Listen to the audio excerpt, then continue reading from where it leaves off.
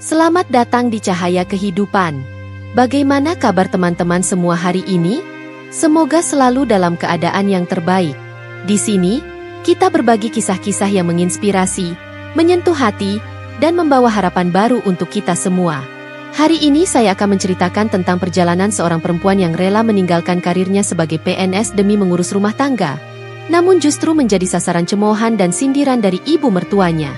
Meski dianggap tidak berkontribusi dan hanya menghabiskan waktu dengan ponselnya, tanpa disadari oleh orang-orang di sekitarnya, ia membangun sesuatu yang jauh lebih besar dari sekadar pekerjaan. Sebuah bisnis yang berhasil mengubah hidupnya dan memberi dampak bagi orang lain. Namun, apakah ia bisa membuktikan bahwa keputusannya benar? Temukan jawabannya dalam cerita ini. Sebelum kita mulai ceritanya, yuk beri dukungan terbaik dengan ketik Kobiltu di kolom komentar serta like dan subscribe channel ini. Ingat, cahaya kecil dari cerita ini bisa menerangi perjalananmu dan orang lain di sekitar kita. Pagi itu, matahari belum sepenuhnya naik ketika Rani berdiri di depan lemari kayu di sudut kamar. Tangannya menyentuh kain seragam PNS-nya yang tergantung rapi, masih bersih, dengan aroma pelembut pakaian yang biasa ia pakai sejak dulu. Seragam itu, dulunya adalah lambang kebanggaan. Bukan hanya untuk dirinya, tapi juga untuk orang tuanya, teman-temannya, bahkan suaminya. Rani menatapnya lama. Pandangannya berkabut. Ada perasaan asing di dadanya. Seperti ada yang mencengkeram, namun tak cukup kuat untuk menarik mundur ke belakang. Ia menarik nafas panjang, lalu melipat seragam itu perlahan. Seolah sedang mengucapkan selamat tinggal kepada bagian dari dirinya yang selama ini melekat erat. Beberapa tahun lalu, ia begitu berjuang untuk bisa jadi pegawai negeri. Lelahnya mengikuti tes, kegagalan di percobaan pertama, hingga usaha kerasnya belajar di tengah malam setelah mengurus rumah tangga. Semua dilakukannya dengan harapan, hidupnya akan menjadi lebih stabil, aman, dan terarah. Namun sekarang, di usia pernikahannya yang menginjak tahun keempat, ia justru memilih jalan yang tak pernah ia pikirkan sebelumnya. Mengundurkan diri dari pekerjaan tetap, dari status aman, dan dari rasa bangga yang dulu dibangun mati-matian. Bukan karena ia lelah. Bukan juga karena pekerjaan itu buruk, tapi karena ia merasa ada hal yang jauh lebih berharga untuk dijaga. Sejak anak pertamanya lahir, Rani merasa hatinya seperti selalu tertinggal di rumah setiap kali berangkat kerja. Ia pernah menangis diam-diam di parkiran kantor, hanya karena mendengar anaknya memanggil, "Mama," dari telepon dan menolak makan kalau bukan disuapi olehnya. Ia mencoba bertahan. Beberapa bulan, ia berusaha menyeimbangkan semuanya. Kerja, rumah, anak, suami. Tapi ada batas untuk semua, dan Rani tahu, ia mulai melewati batas itu. Setiap malam, ia kelelahan bukan hanya secara fisik, tapi batin. Ia merasa kosong, merasa gagal, padahal ia telah memberikan semuanya. Sore itu, hujan turun pelan membasahi jendela rumah Rani. Suaranya seperti mengetuk-ngetuk perasaan yang selama ini ia pendam. Ia duduk di ruang tamu, memandangi layar ponselnya yang menampilkan pesan draft pengunduran diri. Hatinya bergetar, jemarinya ragu untuk menekan tombol kirim. Sore ini ia akan menyerah, bukan pada hidup, tapi pada rutinitas yang membuatnya kehilangan makna. Ia ingin berhenti, bukan karena malas, tapi karena hatinya telah berubah arah. "Mas, aku sudah yakin," kata Rani saat Dimas pulang dari tempat kerjanya. Suaminya masih basah oleh sisa gerimis. Jaketnya ia lepas, lalu duduk di sebelah Rani. Dimas menatapnya serius. "Yakin soal resign?" Rani mengangguk. Wajahnya tenang, tapi ada air mata yang bersembunyi di sudut matanya. "Aku lelah, Mas. Bukan karena kerjanya, tapi karena merasa jadi ibu yang setengah-setengah. Aku ingin lihat tumbuh kembang anak kita tiap hari. Ingin lihat dia tersenyum, jatuh, belajar bicara, belajar jalan, tanpa perlu kutunggu video dari pengasuh." Dimas terdiam. Ia tahu betul bagaimana perjuangan Rani untuk jadi PNS. Ia ada di sana ketika Rani lembur belajar soal-soal ujian, ketika ia menangis karena gagal pada tes pertama, dan ketika akhirnya Rani diterima dan seluruh keluarga datang memberi selamat. "Apa kamu nggak takut disalahpahami?" tanya Dimas pelan. Rani tersenyum tipis. "Takut. Tapi aku lebih takut kehilangan momen tumbuh kembang anakku. Takut dia nanti lebih dekat ke pengasuh daripada ibunya. Aku tahu aku bisa cari uang lagi, Mas, Tapi masa kecil anak kita cuma sekali. Mendengar itu, Dimas akhirnya menarik nafas panjang. Ia memeluk Rani erat. Kalau kamu yakin, aku dukung. Aku akan kerja lebih keras. Tapi kita harus siap. Ya, ibu pasti ngomel. Rani mengangguk.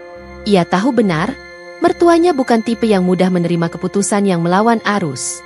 Bu Retno, Ibu Dimas, adalah wanita yang keras dan perfeksionis. Baginya, wanita sukses adalah yang bisa berdiri sejajar dengan laki-laki dalam hal karir dan penghasilan. Ia pernah bilang, jangan pernah menggantungkan hidupmu pada laki-laki. Kamu harus punya pegangan sendiri. Rani setuju akan hal itu. Tapi sekarang, ia memilih jalan yang berbeda. Bukan menyerah, tapi mengalah demi sesuatu yang lebih penting.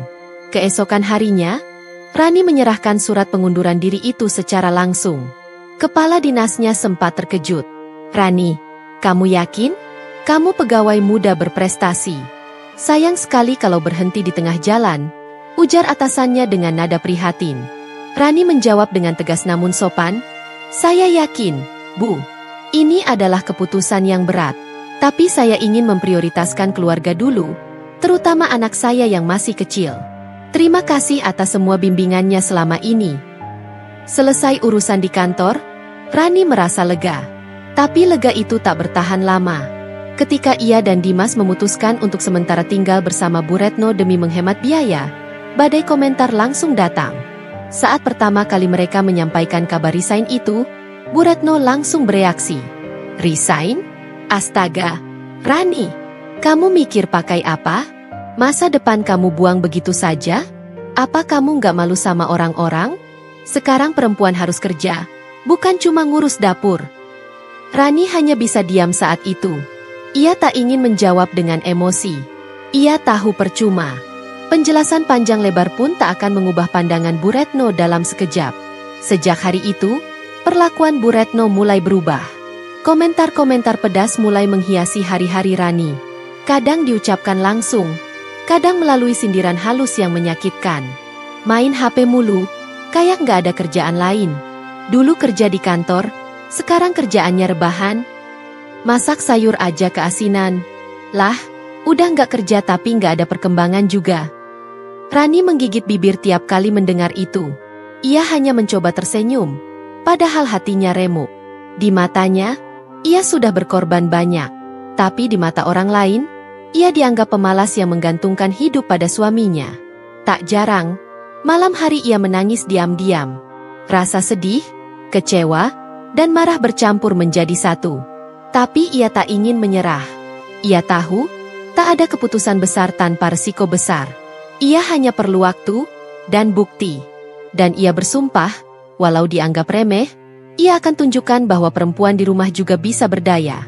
Ia akan buktikan bahwa pilihan hati tak pernah salah, selama dijalani dengan tekad dan ketulusan. Hari-hari pertama Rani menjadi ibu rumah tangga sepenuhnya tidak berjalan seperti yang ia bayangkan. Ia pikir dengan tidak lagi berangkat ke kantor, waktunya akan lebih fleksibel, pikirannya lebih tenang, dan hidupnya lebih damai. Tapi nyatanya, setiap hari justru terasa lebih melelahkan, baik fisik maupun mental. Pagi-pagi buta, sebelum matahari terbit, Rani sudah harus bangun. Menyiapkan sarapan, menyiapkan keperluan Dimas, lalu membereskan rumah sebelum si kecil bangun. Anak semata wayangnya yang baru berusia 2 tahun sangat aktif dan lengket padanya. Bahkan untuk buang air kecil saja, Rani harus menunggu anaknya tertidur karena si kecil akan menangis jika ia pergi terlalu lama dari pandangan. Tidak ada waktu untuk sekadar duduk tenang minum teh. Belum selesai mencuci piring, anaknya sudah minta susu. Belum selesai menyapu ruang tengah, si kecil sudah membongkar mainan di dapur. Dan itu terjadi berulang-ulang, nyaris tanpa jeda. Yang lebih menyakitkan, semua itu dianggap biasa saja oleh ibu mertuanya. Bahkan, seringkali justru dianggap sebagai bentuk pengangguran. Jadi ibu rumah tangga itu kerjaannya cuma ngurus anak sama rumah. Apanya yang capek? Komentar Bu Retno suatu pagi, saat melihat Rani menguap lelah sambil melipat cucian. Rani tersenyum kecil, mencoba menahan diri.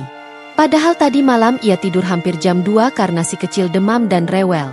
Dimas harus bangun pagi untuk ke tempat kerja. Jadi Rani memilih menanggung semuanya sendiri. Kadang Bu Retno juga ikut campur dalam urusan pengasuhan. Setiap Rani melarang anaknya jajan sembarangan, sang nenek justru membela. Namanya juga anak-anak, jangan terlalu keras. Dulu kamu juga makan itu. Rani merasa makin sulit bernafas. Ia mulai mempertanyakan keputusannya sendiri. Apakah ini yang terbaik? Apakah ia bisa bertahan? Tak jarang, saat sendirian, ia menangis diam-diam. Tapi di depan Dimas, ia berusaha tetap terlihat kuat. Yang membuat hatinya makin sakit. Hampir setiap hari Bu Retno melontarkan sindiran. Saat melihat Rani memegang HP agak lama, ia akan berkata lantang, "Kalau kerja di rumah cuma main HP, mending kerja beneran. Nggak usah pura-pura sibuk." Padahal di HP itu, Rani sedang belajar banyak hal. Ia mulai tertarik menjalankan bisnis online kecil-kecilan, menjual produk kecantikan lewat media sosial. Ia belajar cara membuat konten, memasarkan produk, bahkan belajar algoritma Instagram dari tutorial daring. Tapi semua itu belum bisa ia sampaikan ke Bu Retno, karena apapun yang keluar dari mulut Rani akan langsung dianggap remeh. Rani sadar, statusnya sebagai mantan PNS yang sekarang cuma di rumah, membuatnya dianggap tak berguna. Tak peduli seberapa keras ia mengurus rumah dan anak, itu semua dianggap kewajiban yang tak perlu dihargai. Pernah suatu hari, setelah seharian penuh membersihkan rumah, memasak, mengurus cucian, dan mengantar anak imunisasi, Rani duduk sebentar di teras rumah sambil memegang ponsel. Tak lama kemudian, Bu Retno lewat dan berkata, "Ibu rumah tangga zaman sekarang aneh ya, kerjaannya main HP terus. Nggak ada beban hidup." Rani menunduk. Ingin rasanya membela diri, tapi ia tahu tak akan didengar. Ia memilih diam, menelan rasa perih di dada. Malam harinya, Rani menumpahkan isi hatinya pada Dimas. "Mas, aku capek. Bukan cuma karena pekerjaan rumah, tapi karena merasa dihina setiap hari. Aku merasa bukan siapa-siapa di mata ibu." Dimas menghela napas panjang, menatap istrinya yang mulai pucat karena lelah. "Aku tahu kamu kuat, tapi kamu juga manusia, sayang. Aku akan bicara dengan ibu." Rani buru-buru menggeleng. "Jangan. Nanti dibilang aku mengadu. Aku cuma pengin didengar.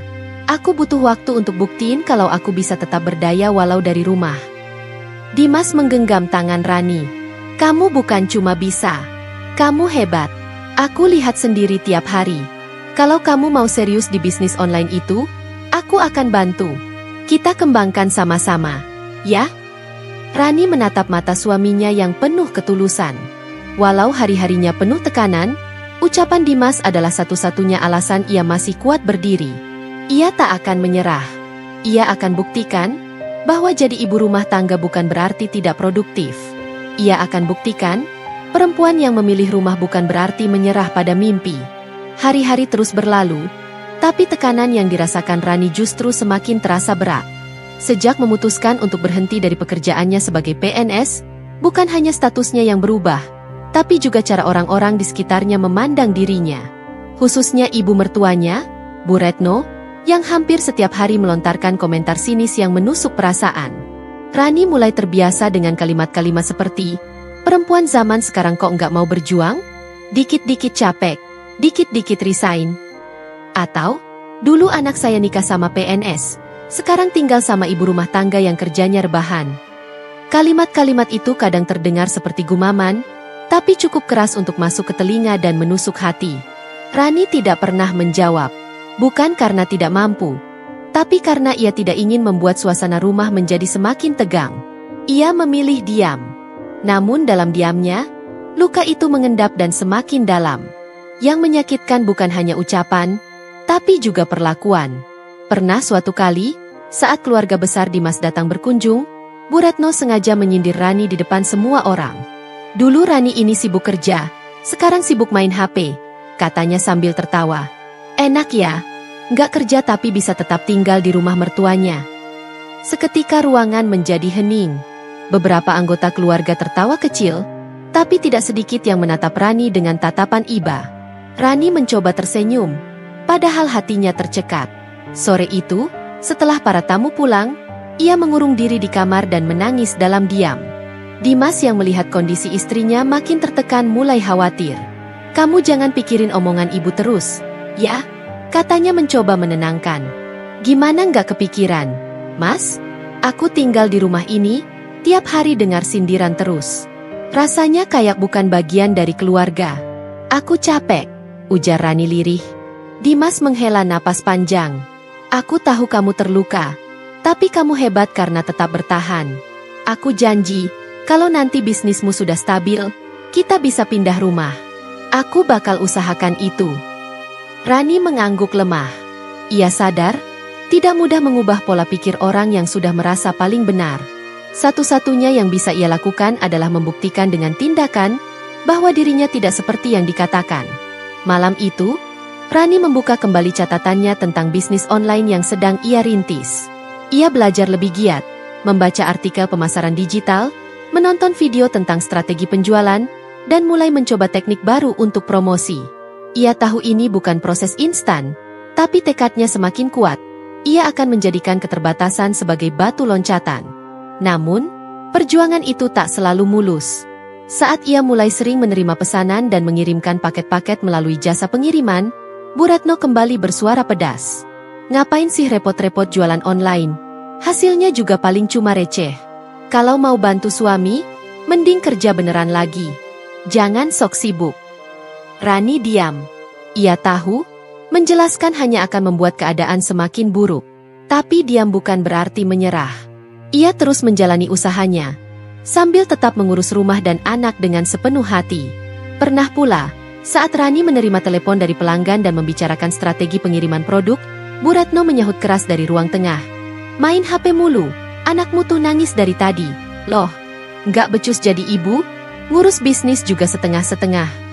Kalimat itu seperti tamparan keras. Tapi entah mengapa, kali ini Rani tidak menangis. Ia hanya menatap layar HP-nya dengan penuh tekad. Ia tahu, semua ini hanya sementara. Ia percaya, akan ada waktunya semua orang melihat siapa dirinya sebenarnya. Yang paling menguatkannya adalah pesan dari pelanggan-pelanggannya. Beberapa mulai memuji kualitas produknya. Ada yang repeat order, bahkan merekomendasikan ke teman-teman mereka. Di balik layar, Rani sedang tumbuh dan berjuang. Walau di dunia nyata ia diremehkan, di dunia bisnis online kecilnya, ia mulai dihargai. Namun, perjuangan ini masih panjang. Mentalnya diuji setiap hari, bukan hanya oleh kelelahan, tapi juga oleh cibiran orang-orang yang tak tahu apa-apa. Tapi di dalam hatinya, Rani mulai membangun dinding pertahanan, bahwa ia tidak butuh pengakuan untuk menjadi berarti.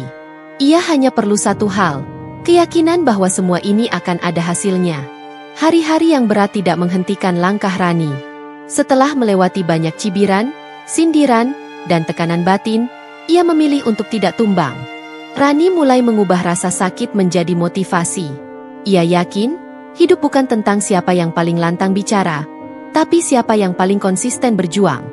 Pagi hari tetap ia jalani seperti biasa, mengurus rumah, menyiapkan sarapan, membersihkan rumah, dan mengasuh anak. Tapi kini ada semangat baru dalam dirinya. Di sela-sela aktivitas rumah tangga, Rani mencuri waktu untuk fokus pada bisnis online-nya. Ia mulai mencatat pesanan dengan lebih rapi, mengatur pengiriman, hingga menata stok barang yang sebelumnya hanya ia simpan dalam kardus seadanya. Rani menyulap sudut kecil ruang tamu menjadi mini gudang. Di sana tersusun rapi produk skincare dan kosmetik yang ia jual secara online.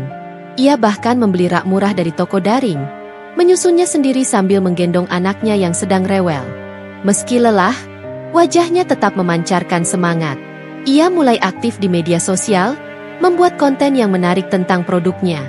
Belajar dari akun-akun besar, ia mempelajari bagaimana membuat video singkat yang informatif, menarik, tapi tetap personal. Ia tidak ingin hanya menjual produk, tapi juga membangun kepercayaan.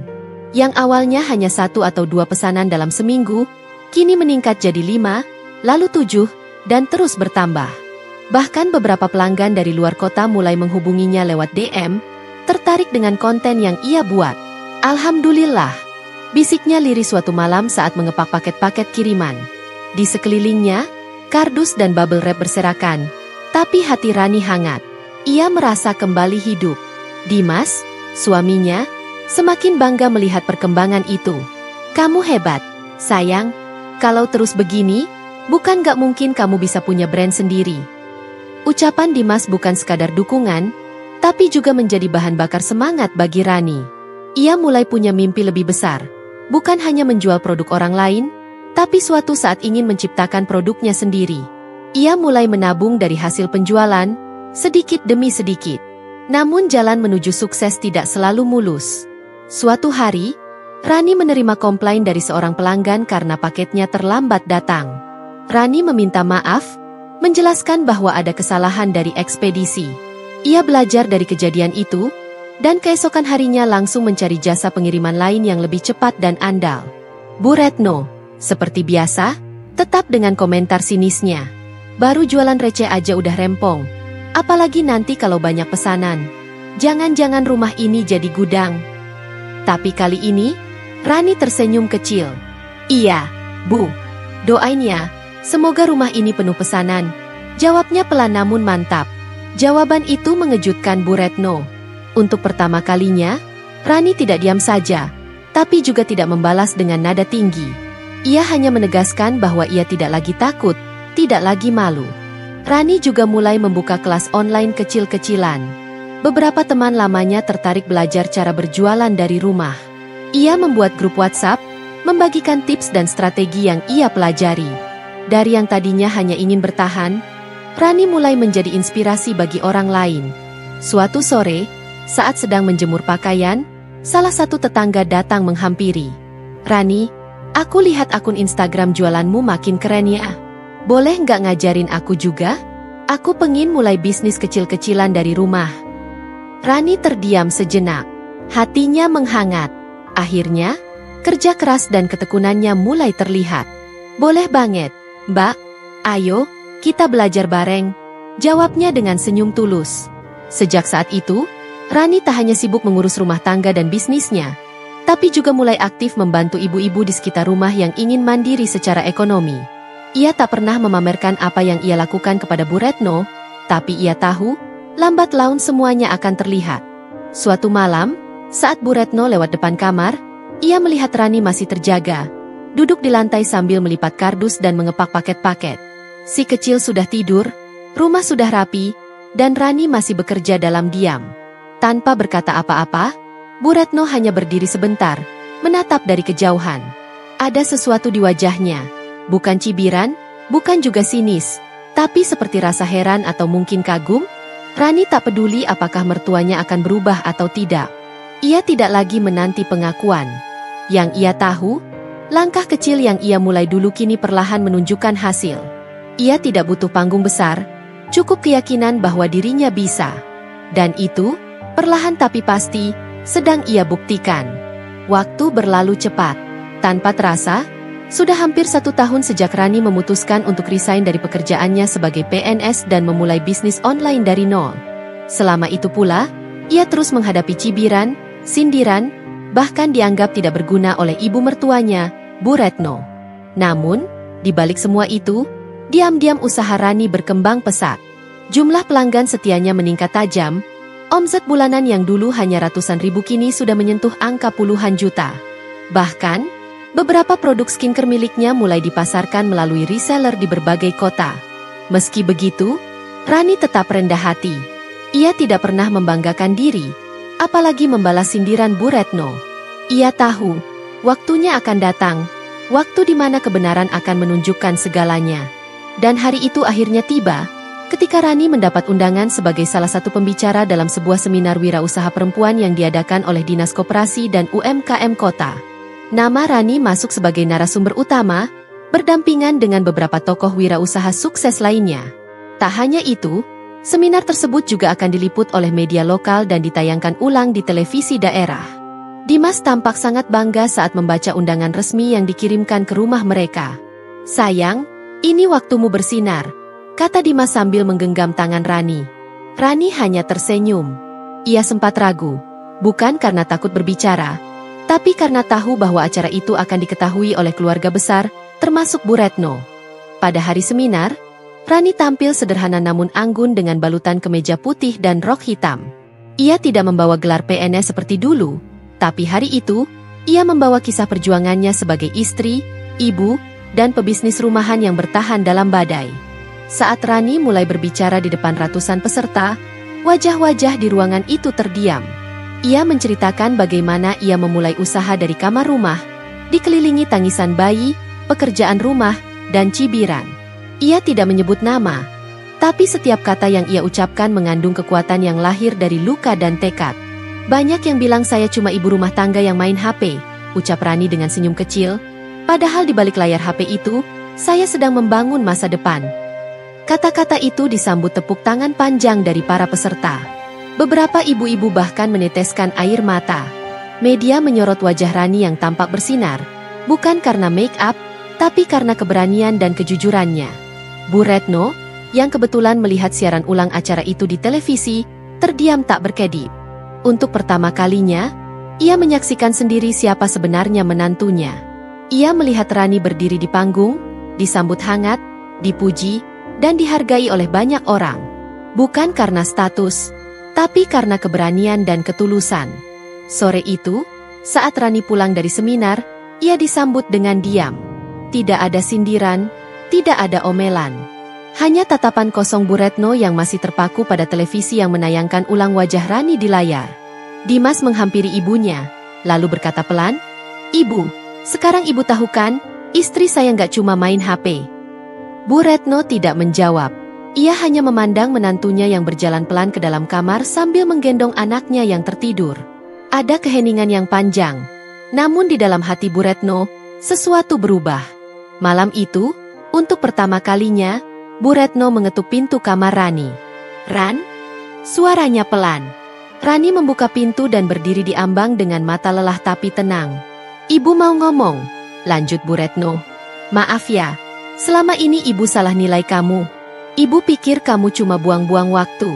Ternyata kamu lebih kuat dari yang ibu kira." Rani terdiam. Ia tidak langsung menjawab. Hatinya tercekat. Ia tidak menyangka permintaan maaf itu benar-benar keluar dari mulut yang selama ini menyakitinya. "Terima kasih, Bu," jawab Rani akhirnya, dengan senyum hangat yang selama ini ia simpan rapat. Sejak hari itu, suasana rumah mulai berubah. Bu Retno memang tidak langsung menjadi lembut, tapi ia tidak lagi mengeluarkan sindiran. Ia mulai menunjukkan rasa ingin tahu, sesekali bertanya tentang produk yang dijual Rani, bahkan membantu membungkus paket jika sempat. Bagi Rani, itu sudah lebih dari cukup. Ia tidak menuntut pengakuan besar-besaran. Ia hanya ingin dihargai, sebagai istri, sebagai ibu, dan sebagai perempuan yang berjuang dengan cara berbeda. Kini, setiap kali ia duduk mengepak paket di malam hari, ia tidak lagi merasa sendiri. Ia tahu, perjuangannya telah membuka mata orang-orang di sekitarnya. Kebenaran yang selama ini ia simpan dalam diam, akhirnya bersuara dan membuat semua terdiam. Seiring berjalannya waktu, hidup Rani berubah secara perlahan tapi pasti. Ia masih sosok istri yang sederhana, masih seorang ibu yang setia menemani tumbuh kembang anaknya. Namun ada sesuatu dalam dirinya yang telah berbeda. Sebuah keyakinan kuat bahwa ia mampu berdiri di atas kaki sendiri, bahwa ia berharga bahkan tanpa label pekerjaan bergengsi yang dulu sempat ia tinggalkan. Kini, Rani bukan hanya menjalankan bisnis online kecil-kecilan. Ia telah membangun sebuah brand kosmetik lokal dengan nama sendiri. Produknya dijual tidak hanya melalui akun Instagram atau WhatsApp pribadi, tetapi sudah menembus marketplace besar. Ia bahkan membuka lapangan kerja untuk beberapa tetangga yang dulu hanya memandang sinis. "Bu Rani, terima kasih ya sudah kasih saya kesempatan kerja di rumah," ujar salah satu tetangganya, Lina, suatu siang sambil membantu packing produk di ruang tamu yang kini penuh dengan rak-rak bertuliskan nama brand milik Rani. Rani hanya tersenyum. Ia selalu percaya, membesarkan usaha bukan hanya tentang keuntungan pribadi, tapi juga tentang membawa manfaat bagi orang lain. Dimas, yang selalu mendukung sejak awal, semakin bangga pada istrinya. Ia bahkan membantu Rani membuat laporan keuangan sederhana untuk bisnis mereka. "Kalau mau lebih besar lagi, kita bikin PT." "Ya, sayang," canda Dimas suatu malam. Rani tertawa kecil. Dulu ia tak pernah membayangkan bisa sampai sejauh ini. Semua berawal dari keputusannya yang dianggap konyol, resign dari PNS untuk mengurus rumah tangga. Keputusan yang sempat membuatnya direndahkan, diremehkan, bahkan dianggap beban. Kini, justru dari rumah inilah ia membuktikan segalanya. Bu Retno pun berubah. Walaupun sikapnya tidak serta-merta manis, namun kini ada perhatian kecil yang dulu tidak pernah ada. Setiap kali ada paket besar datang ke rumah, Bu Retno dengan sukarela membantu membereskannya.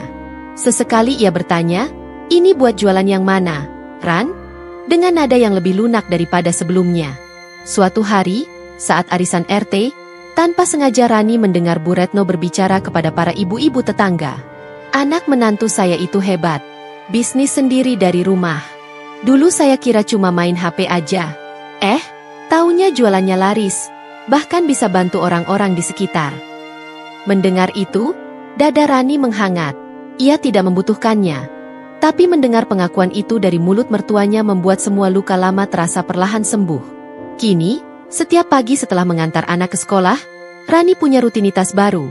Meeting online dengan reseller, mengatur jadwal promosi, hingga berdiskusi dengan tim produksi kecilnya. Ia melakukannya tanpa meninggalkan tugas utamanya sebagai ibu rumah tangga. Rumahnya tetap rapi.